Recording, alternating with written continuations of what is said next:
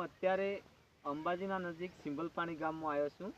તો આપણે ઓર્ગોનિક દવા વાપરી છે ખેડૂતે વરિયાળીમાં. તો ખેડૂતને આપણે રૂબરૂ પૂછીએ તો કેવું રિઝલ્ટ છે. શું નામ? મારું નામ પ્રકાશભાઈ. પ્રકાશભાઈ. હા. ગામનું નામ? ગામ સેબલપાણી. સિંબલપાણી. તાલુકો? દોતા. જિલ્લો? જિલ્લો બનાસકાંઠા. તો આ વરિયાળીમાં કઈ દવા વાપરી? આ દવા વાપરીએ છે. બરાબર. આઈક્રોસ ટોઝ, હા. બાયોરિજન, બાયોઇનસાઇડ. હા. તો કેટલા વખત આપીઓ ને? હા, એક વખત એક જ વખત આપી. એક જ વખત તો આપી. એક વખત વાપરવાથી તમને રિઝલ્ટ વરિયાળીમાં ના, કેવું રિઝલ્ટ મળે? નું સારું રિઝલ્ટ. સારું મળ્યું. સારું રિઝલ્ટ. બરાબર.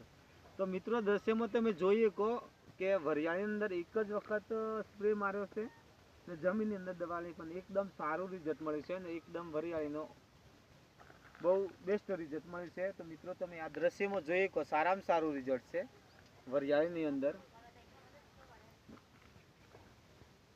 ચલો ભલે. હા.